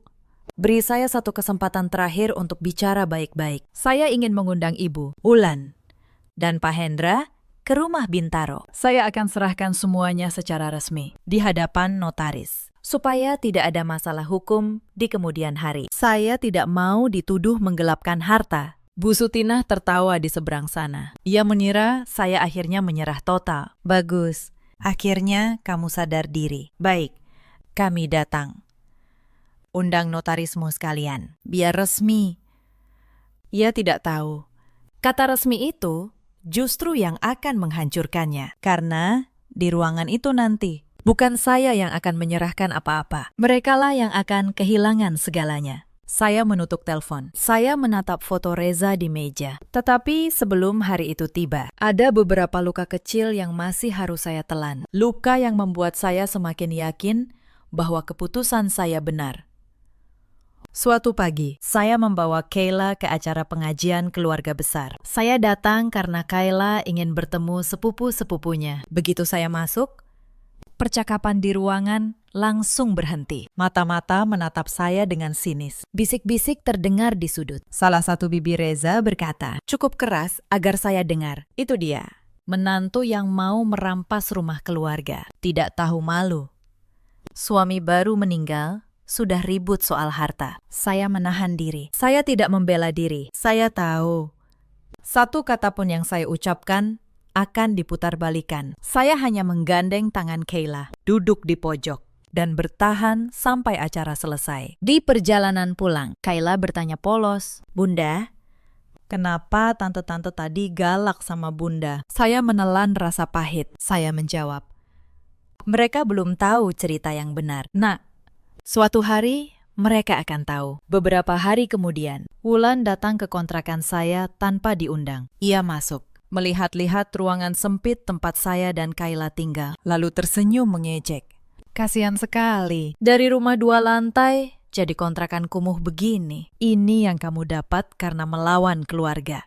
Ia mengambil sebuah bingkai foto Reza dari meja, memandangnya, lalu meletakkannya kembali dengan kasar. Kakakku terlalu baik memilihmu. Kalau saja dulu ia menikahi perempuan pilihan ibu, keluarga kami tidak akan serepot ini. Saya berdiri tenang. Saya berkata, Wulan, silahkan lihat sepuasmu. Tetapi kontrakan ini lebih lapang daripada hati orang yang merampas hak anak yatim. Wulan tersentak, lalu pergi dengan wajah merah. Saya menutup pintu, lalu duduk memeluk Kayla yang ketakutan mendengar keributan. Malam itu dalam diam. Saya menulis 1 baris lagi di catatan saya. Setiap penghinaan mereka, saya catat. Bukan untuk dendam, tetapi supaya saya tidak pernah lupa mengapa saya harus berdiri tegak. Puncaknya datang ketika saya tahu mereka mencoba menghubungi tempat penitipan Kayla, mengaku sebagai wali, dan berusaha menjemput Kayla tanpa izin saya. Untunglah pengasuh di sana mengenal saya dan menolak. Tetapi saat saya mendengar kabar itu, tubuh saya gemetar. Bukan karena takut, melainkan karena marah yang dingin. Mereka berani menyentuh anak saya. Sejak hari itu, tidak ada lagi keraguan dalam diri saya. Saya akan menyelesaikan ini sampai tuntas, dengan cara yang benar, tetapi tanpa belas kasihan yang keliru. Saya menguatkan diri. Saya menatap foto Reza sekali lagi, dan saya berbisik, besok, Mas, besok semuanya selesai. Seperti yang kamu rencanakan. Hari yang ditentukan tiba. Pagi itu, langit Bintaro cerah, seolah ikut menunggu sesuatu yang besar. Saya datang lebih awal ke rumah yang dulu saya bangun bersama Reza. Rumah yang papan klaimnya masih terpasang sombong di pagar. Saya membuka pintu dengan kunci asli saya, yang tidak pernah mereka tahu, masih saya pegang. Saya menata ruang tamu. Saya menyiapkan map-map dokumen di atas meja, tertutup rapi. Di sudut ruangan, Pak Tono sudah duduk dengan tenang, lengkap dengan tas kerjanya. Di kursi lain, Mbak Asih duduk gugup, mengenakan kerudung terbaiknya. Saya juga mengundang 2 orang lagi yang tidak mereka duga. Seorang petugas dari kantor pertanahan, dan seorang kenalan saya yang bekerja sebagai penyidik. Mereka duduk diam di ruang sebelah, menunggu isyarat saya. Pukul 10, mobil keluarga Pratama berhenti di depan. Bu Sutinah turun dengan langkah anggun. Wulan mengikuti, sudah berdandan seolah hendak merayakan kemenangan. Pak Hendra datang paling akhir, dengan map berisi surat-surat palsu mereka, siap untuk pemindahan resmi. Mereka masuk dan duduk. Bu Sutinah memandang sekeliling dengan puas, seolah rumah itu sudah miliknya. Nah, Maya, katanya, mari kita selesaikan ini cepat. Mana surat penyerahanmu? Tanda tangani di depan notarismu. Lalu kami urus sisanya. Saya duduk dengan tenang. Saya berkata, sebelum itu, Bu, Saya ingin memastikan semua dokumen yang menjadi dasar pemindahan ini sah. Boleh saya lihat surat-surat yang Ibu bawa? Pak Hendra dengan bangga menyodorkan map mereka. Surat kuasa palsu, akta jual beli palsu, surat pemblokiran bank. Saya menerimanya. Lalu meletakkannya berderet di atas meja, di samping map saya yang masih tertutup. Baik, kata saya. Sekarang izinkan saya bertanya beberapa hal di depan notaris dan saksi, supaya semuanya tercatat resmi. Bu Sutina mengernyit. Pertanyaan apa lagi? Saya mengangkat surat kuasa palsu itu. Surat ini katanya ditandatangani Reza sebulan sebelum ia meninggal, tetapi sebulan sebelum kecelakaan. Reza berada di Surabaya untuk proyek perusahaan. Ada catatan absensi kantor dan tiket perjalanannya. Bagaimana ia bisa menandatangani surat ini di Cinere, sementara ia ada di Surabaya? Pak Hendra tergagap. Itu, mungkin ia pulang sebentar. Saya meletakkan selembar dokumen baru di meja. Ini surat keterangan dari perusahaan Reza. Selama bulan itu, ia tidak pernah meninggalkan Surabaya 1 hari pun. Surat kuasa ini palsu. Pak Hendra, wajah Pak Hendra memucat. Bu Sutinah mulai gelisah, tetapi masih mencoba bertahan. Itu fitnah. Tanda tangan itu asli. Saya tersenyum. Saya membuka map saya. Saya mengeluarkan beberapa lembar tanda tangan asli Reza dari akta nikah, dari sertifikat, dari surat-surat resmi. Lalu saya letakkan di samping tanda tangan di surat kuasa palsu. Pak Tono, kata saya. Sebagai notaris senior, mohon Bapak bandingkan. Pak Tono memakai kacamatanya, mengamati dengan teliti, lalu berkata dengan suara berwibawa. Goresan akhir berbeda, tekanan pena berbeda. Ini bukan tanda tangan orang yang sama. Surat kuasa ini palsu. Dan memalsukan tanda tangan dalam dokumen adalah tindak pidana. Diatur dalam pasal 263 KUHP. Ruangan menjadi senyap. Wulan menelan ludah. Saya belum berhenti. Saya mengangkat akta jual beli palsu. Akta ini menyatakan Reza menjual rumah ini kepada ibu 2 bulan sebelum meninggal. Tetapi sebuah akta jual beli harus dibuat di hadapan notaris yang berwenang. Boleh saya tahu notaris mana yang membuat akta ini? Nomor aktanya berapa? Karena saya sudah mengeceknya ke kantor pertanahan dan akta dengan nomor ini tidak pernah terdaftar. Bu Sutinah membuka mulut, tetapi tidak ada kata yang keluar. Saya memberi isyarat. Petugas pertanahan dari ruang sebelah masuk, membawa berkas. Ia berkata tegas, benar. Akta dengan nomor ini tidak terdaftar di sistem kami. Stempel notaris yang digunakan juga tidak terdaftar atas nama notaris manapun. Ini akta palsu. Wulan berdiri panik. Bunda, ini gimana? Bu Sutinah membentaknya untuk diam, tetapi tangannya sudah gemetar. Topeng yang ia kenakan selama ini mulai retak. Persis seperti yang Reza ramalkan. Lalu saya membuka senjata terakhir. Saya berkata pelan. Dan ini yang paling penting. Saya mengeluarkan wasiat holografis asli Reza. Saya membacanya dengan suara jelas, agar setiap orang di ruangan itu mendengar. Wasiat itu menyatakan dengan tulisan tangan Reza sendiri, disahkan oleh 2 saksi yang masih hidup dan bisa dihadirkan, bahwa seluruh rumah Bintaro, Tanah Serpong, dan tabungan bersama jatuh kepada saya, Maya Anggraini, dan anak kami, Kayla. Bukan kepada Bu Sutinah, bukan kepada Wulan. Wasiat ini sah secara hukum, kata Pak Tono menegaskan. Holografis, ditulis tangan pewaris, disaksikan 2 orang. Ini mengalahkan semua surat lain. Rumah ini secara hukum milik Maya dan anaknya. Tidak pernah berpindah. Bu Sutinah jatuh terduduk di kursi. Wajahnya pucat pasi. Tidak mungkin. Reza tidak pernah bilang. Saya melihat tangannya gemetar memegang tepi meja. Perempuan yang dulu begitu yakin bisa mengatur hidup saya, kini tampak begitu kecil. Wulan duduk membeku. Air matanya mengalir bukan karena sedih, tetapi karena takut akan apa yang menantinya. Pak Hendra sudah berdiri, mencoba bergerak ke arah pintu. Tetapi penyidik dengan tenang memintanya tetap di tempat. Reza tidak bilang, kata saya, karena ia tahu apa yang akan ibu lakukan. Ia menyuruh saya diam. Supaya ibu menunjukkan sendiri siapa ibu sebenarnya. Dan ibu sudah menunjukkannya. Pemalsuan surat kuasa, pemalsuan akta, Pemblokiran tabungan dengan dasar palsu. ancaman untuk merebut cucu ibu sendiri. Saya berhenti sejenak. Saya menatap mata Bu Sutina, lalu Wulan, lalu Pak Hendra, satu persatu. Suara saya tetap tenang. Tetapi setiap kata terasa seperti palu selama berminggu-minggu. Kalian menyebut saya menantu durhaka. Kalian bilang saya perempuan serakah. Kalian sebar fitnah itu ke seluruh kerabat. Kalian usir saya dan anak saya dari rumah yang saya bangun sendiri. Kalian kunci tabungan saya sampai anak saya kelaparan. Dan semua itu kalian lakukan 3 hari setelah suami saya dimakamkan. Ruangan itu sunyi. Hanya terdengar isak tangis Wulan yang tertahan. Saya bisa saja melawan sejak hari pertama. Lanjut saya.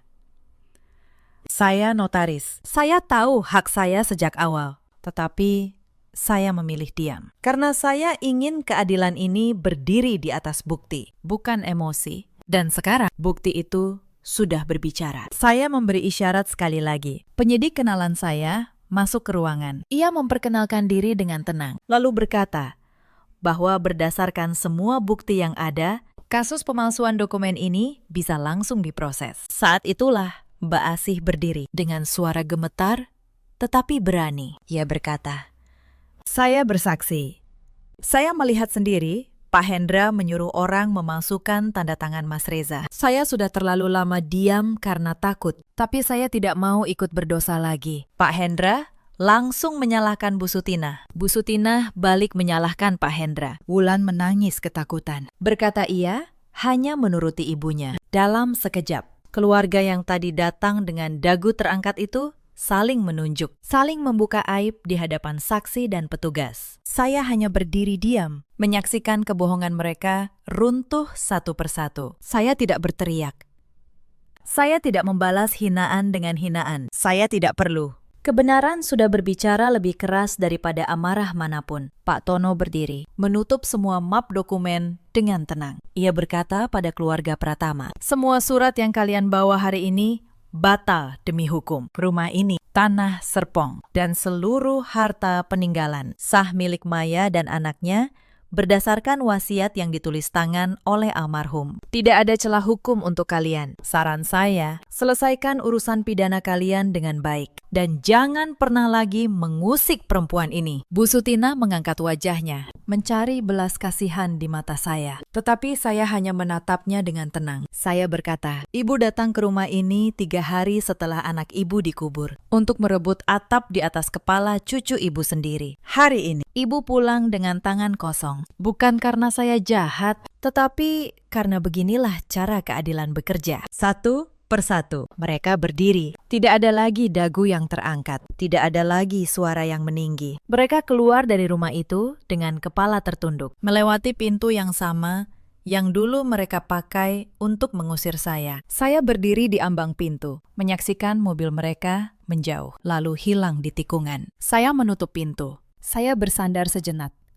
Dan untuk pertama kalinya dalam berbulan-bulan, saya menarik napas penuh tanpa beban di dada. Hari itu, semuanya berakhir. Tetapi bukan dengan kemarahan, melainkan dengan keadilan. Kasus pemalsuan dokumen diproses secara hukum. Pak Hendra, yang menjadi otak pembuatan surat-surat palsu, harus berhadapan dengan proses pidana. Ia yang dulu selalu muncul saat ada pembagian, kini harus menghadapi sendiri akibat perbuatannya. Tidak ada lagi keluarga yang melindunginya. Mereka semua sibuk menyelamatkan diri masing-masing. Bu Sutina tidak dipenjara karena usianya, dan karena saya tidak menuntut maksimal terhadapnya. Tetapi nama baiknya hancur. Kabar tentang apa yang ia lakukan menyebar ke seluruh kerabat.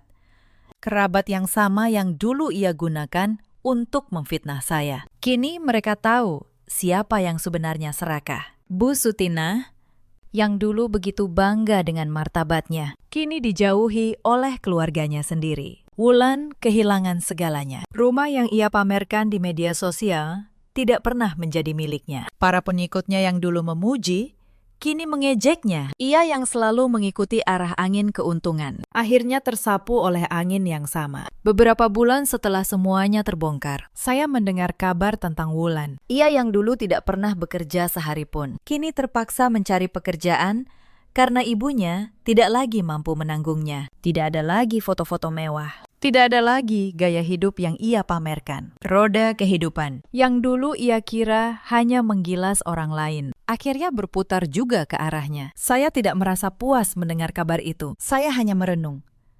Betapa cepat seseorang bisa jatuh ketika ia membangun hidupnya di atas hak orang lain. Apa yang datang dengan mudah, pergi dengan mudah pula. Pemblokiran tabungan dicabut setelah terbukti diajukan dengan dasar palsu. Pihak bank meminta maaf. Uang yang dulu mereka kunci kembali ke tangan saya dan Kayla, pemilik sahnya.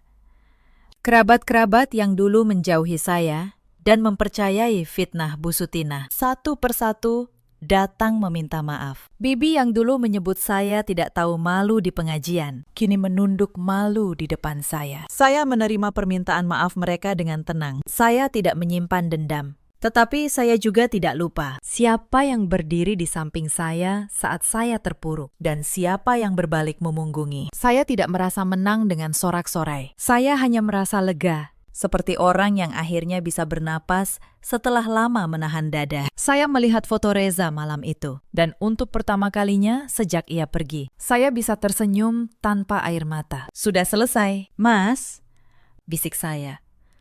Rumah kita aman. Kayla aman. Seperti yang kamu inginkan, beberapa bulan kemudian, hidup mulai tenang.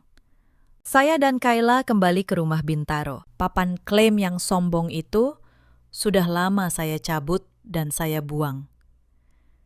Saya mengecat ulang dinding ruang tamu. Saya membuka jendela lebar-lebar, membiarkan udara segar masuk ke ruang yang dulu penuh ancaman dan kebohongan. Mbak Asih, perempuan tua yang berani bersaksi itu, saya ajak tinggal bersama kami. Ia tidak lagi punya tempat setelah meninggalkan rumah Bu Sutinah. Bagi saya, ia bukan pembantu. Ia adalah orang yang nuraninya lebih besar daripada ketakutannya. Kayla memanggilnya Nenek Asih, dan untuk pertama kalinya dalam bertahun-tahun, mata tua itu kembali bercahaya. Suatu sore, Bu Sutinah datang ke rumah Bintaro. Sendirian, tubuhnya tampak lebih tua, lebih ringkih. Ia berdiri di pagar, tidak berani masuk. Persis seperti dulu, saya berdiri tersudut di depan loket bank. Saya keluar menemuinya. Ia tidak bisa menatap mata saya dengan suara serak. Ia berkata, "Maya, Ibu minta maaf. Ibu salah. Ibu serakah. Ibu kira harta lebih penting daripada keluarga." Saya memandangnya lama. Di dalam diri saya tidak ada lagi amarah, hanya rasa lelah yang dalam dan sedikit iba. Saya tidak memeluknya. Saya tidak memanggilnya ibu seperti dulu. Tetapi saya juga tidak mengusirnya. "Bu," kata saya pelan. Kesalahan tidak hilang hanya karena ibu menyesal. Tetapi Kayla berhak mengenal neneknya. Asal nenek itu datang sebagai keluarga, bukan sebagai musuh. Mulai sekarang, jika ibu ingin bertemu cucu ibu, datanglah dengan tangan kosong dan hati yang jujur, bukan dengan surat dan rencana. Bu Sutinah menangis. Ia mengangguk. Untuk pertama kalinya, air matanya tampak tulus. Bukan air mata yang ia pakai sebagai senjata. Saya tidak tahu apakah ia benar-benar berubah, tetapi saya tahu satu hal. Saya memberinya pintu, bukan karena ia pantas, tetapi karena saya tidak mau hati Kayla tumbuh dipenuhi dendam seperti yang pernah mereka tanam dalam hidup saya. Malam itu, setelah Bu Sutinah pulang, saya masuk ke ruang kerja yang dulu menjadi ruang kerja Reza. Saya meletakkan wasiat asli, sertifikat rumah, dan surat tangan terakhir Reza ke dalam sebuah kotak kaca kecil. Bukan sebagai trofi kemenangan, tetapi sebagai pengingat bahwa warisan yang paling berharga bukanlah rumah atau tanah, melainkan kejujuran Reza yang menyiapkan segalanya dalam diam. Keberanian Mbak Asih yang memilih nurani di atas rasa takut. Dan kesabaran yang mengajarkan saya bahwa keadilan tidak perlu diteriakkan, Ia hanya perlu disiapkan dengan benar. lalu dibiarkan berbicara pada waktunya. Di luar jendela, langit bintaro berwarna jingga. Kayla berlari di halaman, tertawa. Dikejar nenek asih. Suara tawa itu mengisi rumah yang dulu nyaris direbut dari kami. Untuk pertama kalinya sejak Reza pergi, saya merasa benar-benar di rumah. Cerita ini mengajarkan kita banyak hal. Jangan pernah meremehkan orang yang memilih diam. Karena diam bukan selalu tanda kalah. Kadang diam adalah cara orang kuat menyusun langkah. Dan jangan pernah mengira bahwa kelicikan bisa mengalahkan kebenaran yang disiapkan dengan sabar. Ada banyak perempuan di luar sana yang seperti saya dulu. Kehilangan suami, lalu dikepung oleh keluarga yang seharusnya melindungi. Dipaksa menyerahkan hak dengan ancaman dan fitnah. Kepada kalian, saya ingin berkata, jangan menyerah hanya karena suaramu lebih kecil. Pelajari hakmu, simpan setiap bukti. Keadilan memang sering datang lambat, tetapi ia datang. Ada juga banyak keluarga di luar sana yang menukar darah daging dengan harta benda, yang lupa bahwa rumah termahal pun terasa dingin jika dibangun di atas pengkhianatan. Semoga mereka belajar sebelum kehilangan hal yang tidak bisa dibeli kembali. Dalam hidup, kita selalu punya pilihan, membalas luka dengan luka atau membalas luka dengan kebenaran. Saya memilih yang kedua dan saya tidak pernah menyesalinya. Jika cerita ini menyentuh hatimu, ceritakan kisahmu di kolom komentar. Mungkin ada seseorang di luar sana yang sedang berjuang dan kata-katamu bisa menjadi cahaya kecil baginya. Terima kasih sudah menemani sampai akhir. Sampai jumpa di kisah berikutnya.